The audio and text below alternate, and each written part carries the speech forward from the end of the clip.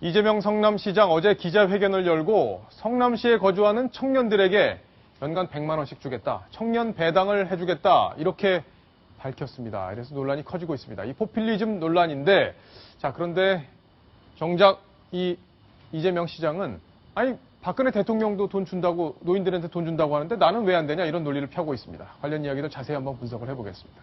조수진 차장. 네. 자 어제 일단 기자회견 한 내용부터 어떤 내용인지 정리를 해주시죠. 네. 그러니까 만 3년 이상 성남시에 거주한 만 19세에서 24세까지 청년들에게 분기별로 25만 원씩, 그러니까 연간 100만 원씩의 격려금을 지급하겠다. 이렇게 정리를 할 수 있겠습니다. 그렇군요. 자, 어제 기자회견 장면으로 먼저 한번 가보시죠. 성남에 거주하는 19세에서 24세 청년들에게 연 100만 원의 청년 배당을 지급하려고 합니다. 지옥과도 같은 헬 조선에서 희망을 잃어버린 청년들의 묻지마임이 늘어나고 있습니다. 청년 배당은 이러한 청년 세대에게 작은 희망을 주기 위한 시도입니다. 청년 배당을 박근혜 정부의 중앙정부 정책으로 채택할 것을 제안드립니다. 저거 다 중앙정부까지 하면은 예산이 엄청나게 많이 들 텐데 누구한테 얼마씩 어떤 식으로 나눠서 주는 건지 모르겠습니다. 자 일단 지금 이완구 전 총리가 재판을 마치고 나오는 장면인데 기자들과 만나서 얘기를 하고 있네요. 이 세상에 진실을 이기는 거 있습니까? 이 세상에 진실을 이기는 것은 없습니다.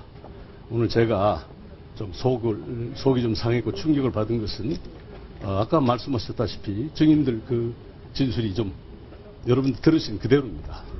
가지도 않은 부여를 갔다고 하고, 그러니까 참 마음이 아프죠. 그런 정도로 합시다. 네. 발언을 일부러 준비를 하신 거죠. 무죄라고 생각을 하시고 발언을 미리 준비하신 거죠. 그 무슨 말씀? 발언을 미리 준비를 이 법 하기 위해. 예, 자 부여에 가지 않았다 이런 지금 얘기를 강조하고 있는데. 자, 그때 갔다는 기록이 지금 하이패스에도 남아있다는 얘기들까지 지금 나오고 있고 앞으로 재판이 계속 진행될 것 같습니다. 자, 조수진 차장, 아까 네. 얘기로 다시 좀 돌아가 보면 25만 원씩 4번으로 나눠서 주겠다. 근데 19살부터 24살만 주는 건가요? 네, 그렇습니다. 그러니까 만 19세부터 24세까지를 청년이라고 규정을 짓고요. 이들을 격려하기 위해서 이들에게 연간 100만 원씩을 지급하겠다. 이런 얘기입니다. 그렇다면은 이 성남에 거주하고 있는 이 대상자가 몇 명이냐? 이게 참 궁금할 텐데요.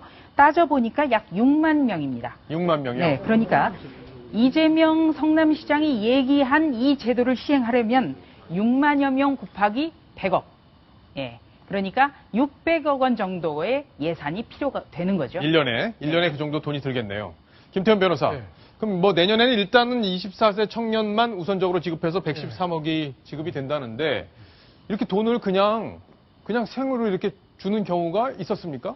그러니까 이재명 씨 하는 얘기는 야 대통령도 노령연금 기초연금 더 주잖아. 근데 왜 청년 안 된다는 거지? 이런 얘기를 합니다. 예. 그러니까 노인에 대해서 연금을 주는 건가 청년들에게 주는 거는 동일선상에서 비교할 수 없는 게 노인 같은 경우에는 자활 능력이 없기 때문에 현금으로 지급하는 것이 어느 정도 복지의 측면 효과가 있습니다. 하지만 청년은 물론 지금 청년 실업이 심하고 좀 취직 준비라는 청년들이 많긴 하지만 아직까지 청년은 자활 능력이 있는 사람들이기 때문에 고기를 주기보다는 고기 잡는 법을 가르쳐줘야 되는데 청년들에게도 현금을 이렇게 나눠주는 거 이것도 포퓰리즘의 극치라고 볼 수밖에 없는 것이죠. 예.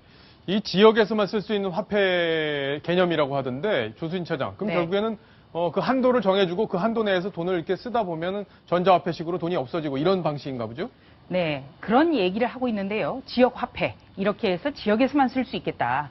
이렇게 약속은 하지만 이 제도가 시행이 되려면요. 일단 시의회를 통과해야 되고 보건복지부라든지 다른 정부 부처와도 협의가 돼야 됩니다. 그런데 이재명 성남시장의 무상 시리즈는 이번이 3번째입니다.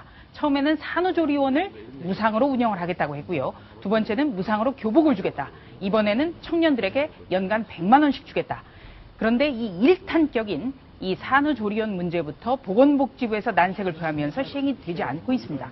그리고 이재명 성남시장 같은 경우에 정말 이 제도가 시행돼야 된다고 생각했다면 부처와의 협의부터 해야지 그냥 기자회견이나 SNS에 올린다는 것 이것 자체가 얼마만큼 즉흥적이고 포퓰리즘 성격이 강한가 이 점을 보여주고 있습니다. 예. 그리고 진실로 우리 청년들 지금 굉장히 희망을 잃고 있는데요. 이 청년들에게 100만 원 정도 그냥 용돈 지급하는 것보다는 조금 전에 김태현 변호사가 얘기한 대로 다양한 어떤 직업의 세계를 소개하고 일자리를 창출할 수 있는 방법을 가르쳐야 되는 거죠. 네.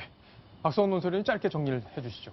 실제로 보면 일본 민주당이 집권했다가 지금 영영 거의 집권이 불가능한 당이 된 것이 많은 부분 저렇게 무상으로 퍼주는 예. 그런 정책들을 많이 시행을 했는데 그런 것을 전국적으로 해달라. 이 요구는 아마도 본인이 생각해도 받아들여지기 어려운 요구이지 않나 싶습니다. 청년들이 성남으로 다 이사를 가진 않을까 그런 걱정도 해볼 수 있는데 이제 임기가 이제 3년 정도 남았으니까 그 이후엔 또 어떻게 될지 모릅니다. 이사 가시면 안 된다는 말씀까지 드리겠습니다.